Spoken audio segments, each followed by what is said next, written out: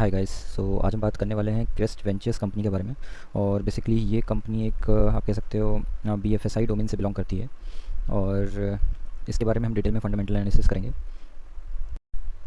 Video शुरू करने से पहले सबसे पहले हम अगेन थैंक्स बोलना चाहते हैं जीके इज़ हियर, बेसिकली इनके चैनल का नाम है, और उन्होंने ये रिक्वेस्ट किया था इन दोनों ही कंपनीज़ के बारे में। ईज़ माई ट्रिप पे हमने ऑलरेडी वीडियो बना दिया है और वो आपको प्लेलिस्ट में अवेलेबल हो जाएगा अंडर फंडामेंटल वीडियोज़ के। आप चाहें तो उसे भी देख सकते हैं। और क्रेस्ट वेंचर्स के बारे में आज हम डिस्कस करने वाले हैं। तो चलिए अपना वीडियो शुरू करते हैं।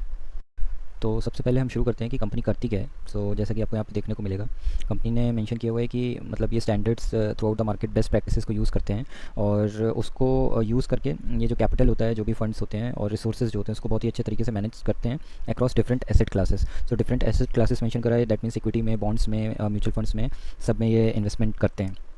और इसी के साथ साथ आपको देखने को मिलेगा वो अच्छे रिटर्न्स, इनका प्राइमरी फोकस रहता है कि अच्छे रिटर्न्स निकाल के दे पाना। साथ ही साथ फोकस इनका रिस्क मैनेजमेंट पे भी रहता है, और इसी के साथ साथ कैपिटल प्रिजर्वेशन पे भी रहता है कि कैपिटल आपका लॉस ना हो। ये कुछ स्पेसिफिक की पॉइंट्स हैं जो कि कंपनी ने ऑलरेडी मेंशन करके रखा हुआ है। इसी के साथ आपको देखने को मिलेगा इनका जो हेडक्वार्टर है वो मुंबई में है। मुंबई बेस्ड कंपनी है। और इसी के साथ जैसा हमने स्टार्टिंग में ही बताया कि ये नॉन बैंकिंग फाइनेंशियल कंपनी है, NBFC से बिलोंग करती है। ये एक चीज़ हो गई। और साथ ही साथ ये रजिस्टर्ड भी है with RBI, reserve bank of India से। और इसकी जो लिस्टिंग है आपको दोनों पे ही देखने को मिल जाएगी, NSE and BSE एक्सचेंजेस पे। इसी के साथ साथ इनका जो एसेट क्लास है वो काफ़ी ज़्यादा डाइवर्सिफाइड है, इन्होंने मेंशन किया है। और ज्योग्राफीज़ पे भी काफ़ी फैला हुआ है, means not only in India, India के बाहर भी ये एसेट क्लास में इन्वेस्ट करते हैं। साथ ही साथ आपको इनके जो मेन कामकाज है, this is the main thing, आपको 3 वर्टिकल्स में दिखाई देंगे। जो सबसे पहला इनका काम रहता है वो रियल एस्टेट में इनका काम है। इसी के साथ साथ फाइनेंशियल सर्विसेज में भी इनका काम है। इसी के साथ साथ इन्वेस्टमेंट्स में इनका काम है। 3 कैटेगरीज हैं जिस पे कंपनी अपनी सर्विसेज प्रोवाइड करती है। देन यहाँ पे हमको देखने को मिल जाएगा कि कंपनी को कितना टाइम हो गया है मार्केट में काम करते हुए। बहुत ही अच्छा रिच एक्सपीरियंस है इनके पास। आपको देखने को मिलेगा इनकी जो लेगेसी है वो 30 साल पुरानी है। 30 साल से ये अपना कामकाज कर रहे हैं। और इसी के साथ साथ जो इनका 30 साल का रिच एक्सपीरियंस है वो इनका आता है जो भी आप कह सकते हो बिजनेसेस होते हैं फाइनेंशियल सर्विसेज सेक्टर के। उसको बनाने में इनका पूरा काम रहता है। इसी के साथ साथ आप देखोगे और कुछ कैटेगरीज हैं जिसमें काम करते हैं, जैसे कि इन्वेस्टमेंट बैंकिंग हो गया, शेयर रजिस्ट्री हो गया, इक्विटी ब्रोकरेज हो गया, इसी के साथ साथ retail distribution of financial products हो गया, फिक्स्ड इनकम एंड डेरिवेटिव्स हो गया, थ्रू किसके थ्रू जॉइंट वेंचर्स और जो पार्टनरशिप है इनकी ग्लोबल इंडस्ट्री लीडर्स के साथ। ये कुछ एरियाज़ हैं इनके जिस पे इनके फर्दर काम है। इसी के साथ साथ जैसे हमने देखा कि रियल एस्टेट पे भी इनका काम है। रियल एस्टेट में ये दोनों ही कैटेगरी पे काम करते हैं, रेसिडेंशियल, इसी के साथ साथ कमर्शियल एसेट्स, दोनों पे ही इनका काम है। दोनों ही आप कह सकते हो कि बिल्डिंग्स वगैरह का ये काम करते हैं बनाने का उसका। जिसमें इंक्लूड रहता है स्टार्टिंग से एंड तक सब कुछ, पूरा लाइफ साइकिल इंक्लूड रहता है, डिज़ाइन रहता है, प्लानिंग रहता है और एग्जीक्यूशन रहता है। और इसी के साथ साथ आपको देखने को मिल जाएगा कि इनके जो अभी तक काम किया हुआ है रियल एस्टेट में, वो अराउंड 10 मिलियन स्क्वायर फीट का पूरा काम इन्होंने अचीव किया है। और इसी के साथ साथ डिलीवर भी कर दिया है। और कहाँ कहाँ पे काम किया है? मुंबई में, चेन्नई में, कलकत्ता में, रायपुर में। यहाँ पे इनके जो भी कंस्ट्रक्शन साइट्स हैं वो सब रेडी हो गई हैं और डिलीवर भी हो चुकी हैं। और कैटेगरीज वाइज जैसा कि हमने देखा कि 3 मेन एरियाज़ हैं जो कि लाइन ऑफ बिजनेस है जिस पे काम करते हैं। पहला इनका रियल एस्टेट हो जाता है, देन फाइनेंशियल सर्विसेज हो जाता है, इन्वेस्टमेंट हो जाता है। और इनके साथ साथ बहुत ही अच्छा एक्सपीरियंस है, जैसे कि हमने देखा 30+ ईयर्स का इनके पास इंडस्ट्री एक्सपीरियंस है। साथ ही साथ इनका मैनेजमेंट भी बहुत ज़्यादा अच्छा है। चलिए एक एक करके इन तीनों कैटेगरीज पे थोड़ा सा डिटेल में देखते हैं इनके जो काम काज चल रहे हैं। देन एक और चीज़ है जो कंपनी ने मेंशन किया है, इनके जो की हाइलाइट्स हैं, जैसे कि इन्होंने 12 मिलियन का स्क्वायर फीट जो डिलीवर करा है रियल एस्टेट में, ये हो गया। और उसका आप नेटवर्क देखोगे तो 950 करोड़ का नेटवर्क है जो कि इन्होंने डिलीवर करके रखा हुआ है। और इसी के साथ साथ आपको यहाँ पे देखने को मिल जाएगा टॉप 3 इनके जो ब्रोकर्स हैं fixed income, OTC and derivative markets में। देन रियल एस्टेट की अगर हम बात करें तो रियल एस्टेट में आप कह सकते हो, जैसे हमने देखा, दोनों कैटेगरी में इनके काम रहते हैं, रेसिडेंशियल एंड कमर्शियल प्रोजेक्ट्स दोनों ये डिलीवर करते हैं। और फोकस इनका प्राइम फोकस जो रहता है प्लानिंग, डिज़ाइन प्लानिंग पे रहता है, क्योंकि डिज़ाइन पहला स्टेप होता है। अगर डिज़ाइन ही अच्छा नहीं हो पाया जो फाइनल प्रोडक्ट है कंस्ट्रक्शन साइट कंप्लीट होने के बाद माइट भी उसमें कुछ कमियाँ रह सकती हैं। तो बिफोर स्टार्टिंग इटसेल्फ अगर डिज़ाइन ही बहुत अच्छा रहता है, for sure the post completion जो भी कंस्ट्रक्शन साइट रहती है उसका काफ़ी अच्छा रिस्पॉन्स मिलेगा। इनका prime focus design, planning and execution पे रहता है। देन अगर हम देखें तो इसी के साथ साथ आपको देखने को मिल जाएगा इनकी जो अप्रोच है वो सबसे पहली जो है डिज़ाइन को लेके। डिज़ाइन को लेके प्राइम फोकस रहता है इनका।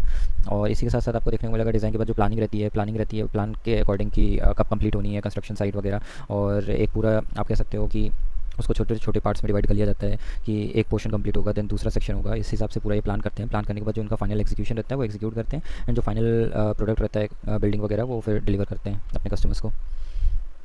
देन यहाँ पे आपको दिख जाएगा कि इन्होंने अब तक रियल एस्टेट में क्या क्या काम किया हुआ है, इनके क्या क्या प्रोजेक्ट्स रहे हैं। चेन्नई में रेसिडेंशियल का इन्होंने एक प्रोजेक्ट डिलीवर करके रखा हुआ है। देन क्लब क्रेस्ट करके ये भी चेन्नई में है, ये कमर्शियल साइट है इनकी जो इन्होंने डिलीवर किया है। डिज़ाइन होटल है चेन्नई में ही है, कमर्शियल साइट है ये भी अगेन इनकी। और फिर ये रेजिडेंशियल काम है इनका जो कि क्रेस्ट टावर्स के नाम से है, चेन्नई में अगेन ये भी है। और क्रेस्ट मुक्ता के नाम से है ये कमर्शियल बिल्डिंग इनकी मुंबई के अंदर। देन हम देखें यहाँ पे तो फिर अगेन हमको यहाँ पे देखने को मिलेगा फिनिक्स मार्केट सिटी इन्होंने चेन्नई के अंदर बनाया हुआ है, और ये कमर्शियल साइट है इनकी। इसी के साथ दूसरी कमर्शियल साइट है पैलेडियम करके है, ये अगेन चेन्नई में है। और ये सभी जितने मैं आपको बता रहा हूँ सभी इनकी कंप्लीटेड साइट्स हैं और सभी डिलीवर हो चुकी हैं।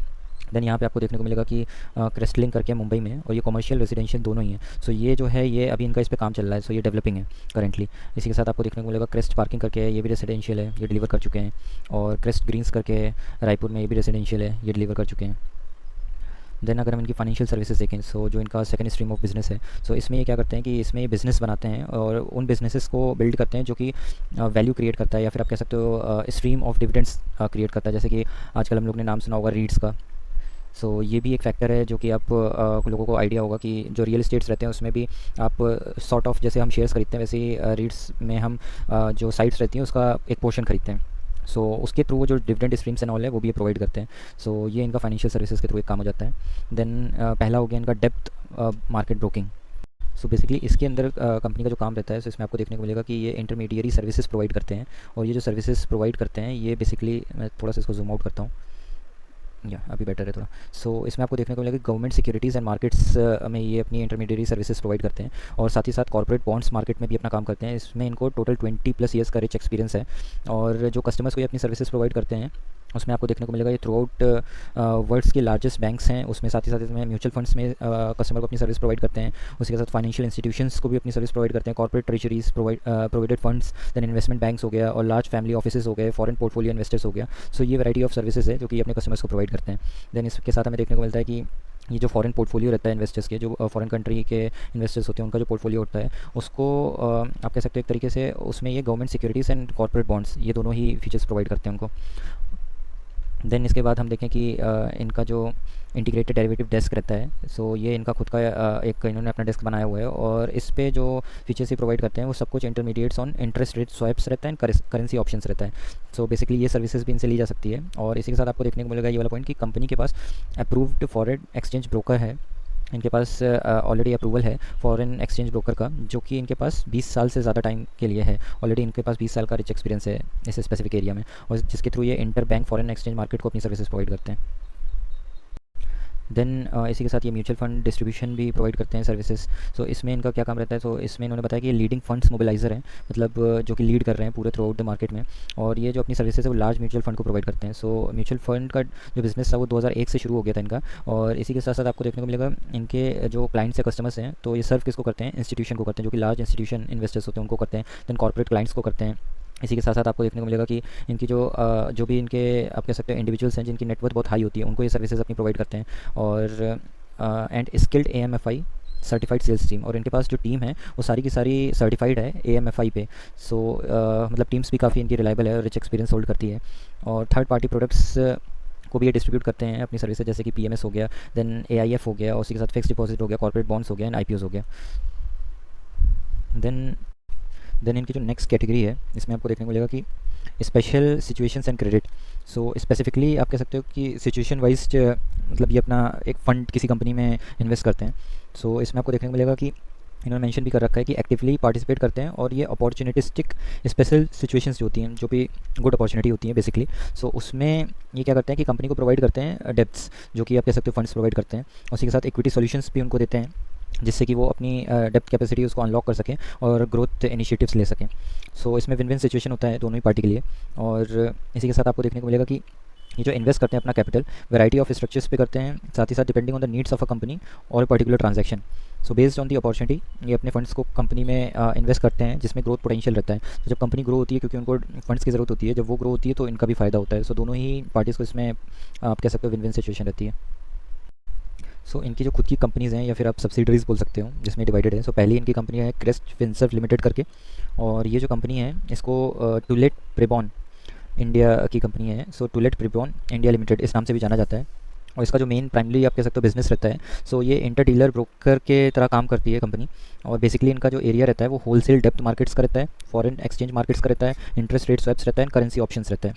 इसी के साथ साथ ये म्यूचुअल फंड डिस्ट्रीब्यूशन में भी काम करते हुए दिखाई देती है कंपनी।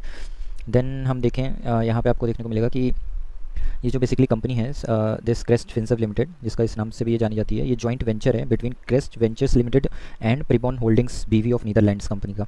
और ये लास्ट 19 साल से इनका जॉइंट वेंचर चल रहा है।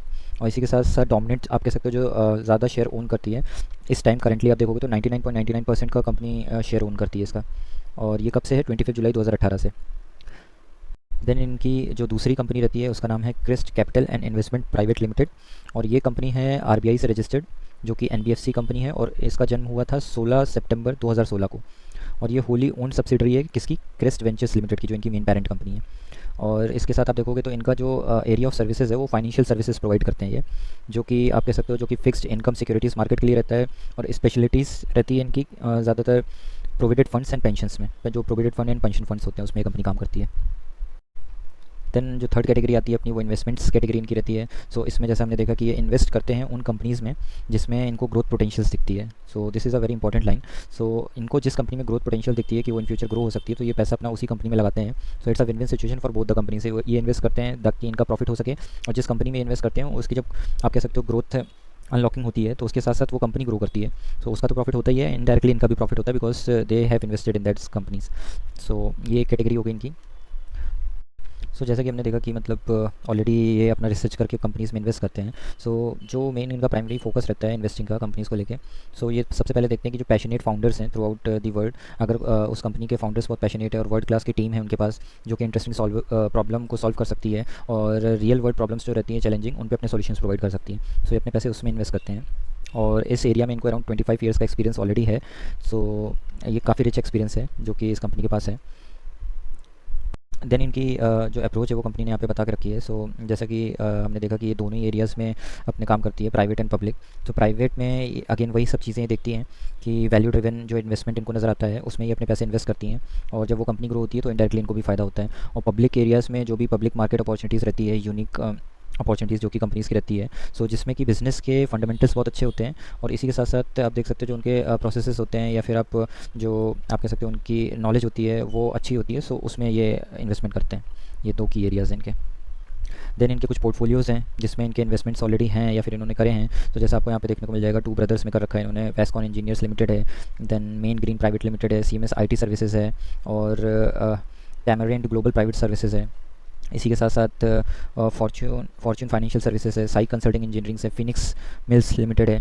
इसी के साथ साथ link intimate India private Limited है। सो ये कुछ इनके पोर्टफोलियोज़ ऑलरेडी कंपनी ने इन्वेस्ट करके रखे हुए हैं, और यहाँ पे कंपनी ने अपना रिसेंट टाइम का इन्वेस्टमेंट किया हुआ है। सो यहाँ पे आपको देखने को मिलेगा कंपनी है जो कि इसने इन्वेस्टमेंट किया अगस्त 2021 में, और जो इनका इन्वेस्टमेंट रहा है यहाँ पे आप देखोगे तो इन्होंने 5.12% का स्टेक इस कंपनी का खरीदा था। कंपनी का नाम है वेस्कॉन इंजीनियरिंग लिमिटेड, जिसका कंपनी ने स्टेक ओन किया था, और ये जो अमाउंट था इसका 25 करोड़ का था।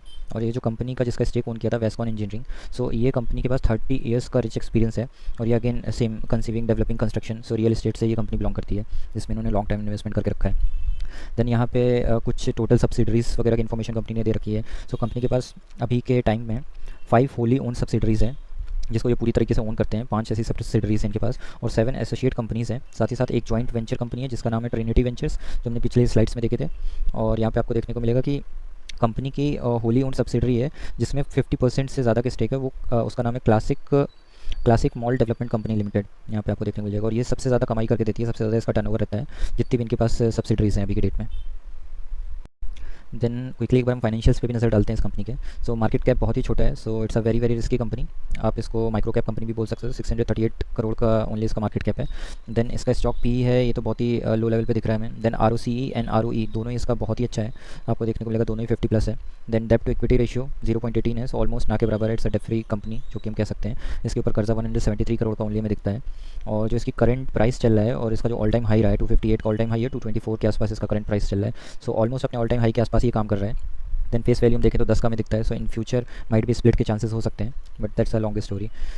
देन हम इसका 10 साल का पी मीडियन अगर हम देखें, सो यहाँ पे मैंने नॉट 10 साल मैक्सिमम जब से कंपनी लिस्टेड है तब का इसमें पी हमने निकाल के रखा हुआ है। सो यहाँ पे आपको देखने को मिलेगा कि बहुत ज़्यादा, पहले तो आपको साफ साफ देखने को मिले बहुत ज़्यादा फ्लक्चुएशंस हैं, सो ये एक पॉइंट है। एंड देन इसका जो ऑल टाइम मीडियन रहा है वो अराउंड 9.7 का रहा है, यहाँ पे आपको देखने को मिलेगा। और इसका जो करेंटली है वो तो उस हिसाब से तो कंपनी काफ़ी चीप ही लग रही है, क्योंकि अराउंड 1 के आसपास इसका पी है जो भी काम कर रहा है। देन यहाँ पे इसके कुछ प्रॉन्स एंड कॉन्स हैं। सो कॉन्स में करेंटली तो हमें कुछ भी नहीं दिख रहा है, बट अगर हम प्रॉस देखें, सो कंपनी ने डेप्थ अपना रिड्यूस किया है, और इसका जो स्टॉक है वो 0.65 टाइम्स अपने बुक वैल्यू पे ट्रेड कर रहा है। इसी के साथ साथ हमको देखने को मिलेगा इसका जो प्रॉफिट ग्रोथ है वो काफ़ी अच्छा रहा है, 33.3% के साथ में लास्ट 5 साल का CAGR कंपनी ने निकाल के दिया है प्रॉफिट में। और जो कंपनी ने डिविडेंड है वो भी काफ़ी अच्छा मेंटेन किया है, अराउंड 20.1% का डिविडेंड कंपनी ने मेंटेन करके रखा हुआ है। And this is the main thing जहाँ पे सब कुछ चेंज हो जाता है. सो इसके कंपिटिटर्स मेरे को बताने की ज़रूरत नहीं है, आप सभी को इसके नाम पता होंगे फॉर श्योर. सब के सब हाथी हैं. बजाज फाइनेंस दोनों ही भाई हैं, Bajaj finance, Bajaj Finserv. Then Cholaman investment and financials हैं. देन बजाज होल्डिंग्स हैं. देन एसबीआई कार्ड हो गया, श्रीराम फाइनेंस हो गया, मुथूट फाइनेंस हो गया. एंड देन लास्ट में आपको देखने को मिलेगी क्रिस्ट वेंचर्स. सो इसका मार्केट कैप भी काफ़ी कम है, इस वजह से लास्ट पे काम कर रही है. So very micro cap company है. सो कंपटीशन बहुत ही टफ है. सो ये पॉइंट एक आप नोट करके चल सकते हैं. देन इसकी अगर हम सेल्स देखें क्वार्टर बाई क्वार्टर की, तो यहाँ पे हमारे मार्च 2020 से डेटा अवेलेबल है. और यहाँ पे आप देखोगे तो क्वार्टर ऑन क्वार्टर पहले 17 था, फिर 14 हुआ, फिर कांस्टेंट रहता है ऑलमोस्ट, फिर अगेन कांस्टेंट रहता है, फिर थोड़ा सा कम होता है, फिर कम, फिर ऑलमोस्ट ना के बराबर बढ़ा. तो यहाँ पे आप देखो कुछ भी आपको यहाँ से यहाँ तक ऑलमोस्ट एक ही जोन में काम कर रहा था. और ये वाला जो जंप आता है ये आपको बहुत ही ज़्यादा ह्यूज मिलता है. तो यहाँ पे आप देखोगे 17 से 567 का सेल्स कंपनी ने निकाल कर दिया. देन अगेन वापस अपने पुराने जोन में आ गई, 27 then 30. So it's a one time जो यहाँ पे मैं हाईलाइट कर रहा हूँ, इसकी वजह से काफ़ी अच्छा प्रॉफिट आपको अभी दिख रहा है. बट इररिस्पेक्टिव ऑफ दैट इतनी अच्छी सेल्स तो कंपनी नहीं निकाल पा रही है. इसके अलावा अगर हम देखें इसका जो ऑपरेटिंग प्रॉफिट रहता है, तो एक बार हम फाइनल प्रॉफिट पे ही नज़र डालते हैं जो टैक्स वगैरह पे करने के बाद हमें मिलता है. सो ये वाला ब्लॉक रेफर कर सकते हो. और इसमें आपको सेम कहानी दिख जाएगी. 6 से 3 होता है, फिर नेगेटिव में चला जाता है, लॉस में कंपनी चली जाती है, फिर 1, फिर 3, फिर 1, फिर 6, फिर 7, फिर -2. और ये वाला जो एरिया था जिसमें कंपनी ने सेल्स बहुत अच्छी निकाली थी, इसमें ही कंपनी का प्रॉफिट बहुत अच्छा निकलता है. देन बैक टू स्क्वायर वहीं पे शुरू हो जाता है, फिर 8, फिर 9, फिर 12, फिर अभी बहुत ही ग्रेजुअली स्लोली इंक्रीज़ हो रहा है प्रॉफिट इसका. और हम ईयर ऑन ईयर भी हमारे पास डेटा अवेलेबल है मार्च 2012 से, तो उस पर भी एक बार हम नज़र डालते हैं. और सेम स्टोरी आपको दिखेगी, 132, 139, 170, 177. उसके बाद कम हो गया, देन वही डबल डिजिट में रहा. और यहाँ पे जो मार्च 2023 है इसमें एकदम बूम हुआ, 651 के साथ सेल्स इसकी बूम होती है. और उसी का सीधा सीधा रिफ्लेक्शन आपको यहाँ पे प्रॉफिट में भी देखने को मिल जाएगा. तो पहले तो नेगेटिव में ही था, लॉस में थी कंपनी, उससे प्रॉफिटेबल होती है. 3, 11, 23, 37, 39, 95, फिर डिप होता है 45, फिर डिप होता है, फिर अगेन. और ये वाला जो एरिया रहता है इस साल का 2023 का, ये 396. सो ये की फैक्टर है जिसकी वजह से प्रॉफिटेबल इतनी अच्छी कंपनी हो पाई है. सो ये पॉइंट को आपको बहुत ही अच्छे तरीके से नोट करके चलना चाहिए. देन हमारे पास जो लास्ट 10 साल के कुछ डेटास अवेलेबल है, जैसे कि कंपाउंडेड ग्रोथ सेल्स का है. तो आप 10 साल का देखोगे तो 17 की है, नॉट बैड बट कम है. और बाकी आप देखोगे तो यहाँ पे आपको देखने को मिलेगा कि 5 साल में तो बहुत ही अच्छा है, 47. देन 114 3 साल का. और अभी तो बाप रे, this is way too much. So ये एक चीज़ है. और प्रॉफिट आप देखोगे कंपाउंडेड प्रॉफिट 10 साल का तो 76 बहुत अच्छा है, 33 106. और ये आपको स्काई रॉकेट होता हुआ दिखाई दे रहा है. सो मार्क माई वर्ड्स, जो इस साल का प्रॉफिट कंपनी ने निकाल के दिया है, कहीं ना कहीं इसके वजह से ही यहाँ पे आपको ये नंबर सुधरता हुआ दिख रहा है, वरना इतना अच्छा नंबर नहीं होता है. देन इसके साथ साथ आप स्टॉक प्राइस CGR जो है इसका, सो कंपनी के लास्ट 10 साल के CGR 23 है. सो अगेन इसका पूरा रोल जो है वो इस बार के CGR को जाता है. देन एक साल का आप देखोगे 31 है, 48 और 5 है, यहाँ पे बहुत ही कम है. देन इक्विटी में भी ये ऑलमोस्ट पूरे ही सालों में प्रॉपर दिख रहा है, 10 साल, 5 साल, 3 साल और अभी के टाइम पे. So this looks good. इसके बाद जो सबसे इंपॉर्टेंट फैक्टर हमारे लिए होता है प्रोमोटर होल्डिंग्स. सो यहाँ पे आप अगर प्रोमोटर होल्डिंग्स देखोगे तो जून 2020 से लेकर मार्च 2023 तक का था. सो 65 की पहले ओन करते थे और अभी प्रोमोटर्स ने अपनी होल्डिंग्स इंक्रीज़ कर दी है, 68.96 करी है. So that's a good sign. और जो FIS का डेटा है आप देखोगे तो 5.52 था और ऑलमोस्ट उसी लेवल पे भी FIS अपनी होल्डिंग्स ओन करते हैं. DIS में आप देखोगे तो पहले 1 की थी और अभी तो पूरी तरीके से DIS इसमें से निकल ही गए, 0 होल्डिंग्स इस टाइम. और पब्लिक की 24 अराउंड होल्डिंग्स है. सो होल्डिंग वाइज ऐसी कोई प्रॉब्लम नहीं दिखती है. एंड देन इसके कुछ टेक्निकल्स हम देखते हैं. सो लास्ट फ्राइडे सेशन पे आप देखोगे तो 2% का इसमें डाउनफॉल आया था और इसमें जो क्लोजिंग दी थी 225 के प्राइस पे क्लोजिंग दी थी. देन अगर हम एक साल का इसका परफॉर्मेंस देखें, सो ये आपको 31% का रिटर्न निकाल के कंपनी ने दिया है एक साल में. और 5 साल का आप देखोगे तो अगेन कंपनी ने 33% का रिटर्न निकाल के दिया है. तो 5 साल के हिसाब से काफ़ी कम रहता है. बट द मेन थिंग जो कि यहाँ पे नोट करने वाली है, अगर किसी ने डिप में इन्वेस्टमेंट किया होगा, ऑलमोस्ट ये ना के बराबर होता है, ऐसा पॉसिबल तो है नहीं कि कोई डिप में इन्वेस्टमेंट कर ले. बट अगर आप डिप से देखोगे तो ये जो है स्टोरी पूरी की पूरी चेंज हो जाती है. 367% का रिटर्न कंपनी ने निकाल के दिया. आप कह सकते हो ऑलमोस्ट 4% के आसपास, 4 टाइम्स के आसपास इन्वेस्टर्स का पैसा इसने किया है. सो माइट भी ये एक फैक्टर है जो इतना अच्छा रिटर्न इस पीरियड में इसने निकाला. आप देखोगे 2020 से 2023 के पीरियड में 3 साल के अंदर इसने पैसा 4 गुना किया है. सो ये एक ऐसा फैक्टर हो सकता है जिसकी वजह से इस टाइम ये कुछ ज़्यादा ही पॉपुलर हो रखा है. देन अगर हम इसका ऑल टाइम हाई देखें तो यहाँ पे पूरी पिक्चर चेंज हो जाती है. तो ऑल टाइम हाई देखोगे तो ये अभी नेगेटिव पे है. और ये आप देख पा रहे हो कि जब से ये चार्ट अवेलेबल यहाँ पे दिखा रहा है तो 2006 से चार्ट दिखा रहा है और अभी प्रेजेंट टाइम पे दिखा रहा है. सो ऑलमोस्ट आप कह सकते हो कि कहीं ना कहीं 16-17 साल तो हो ही गए जिस टाइम से इसका चार्ट दिख रहा है आपको.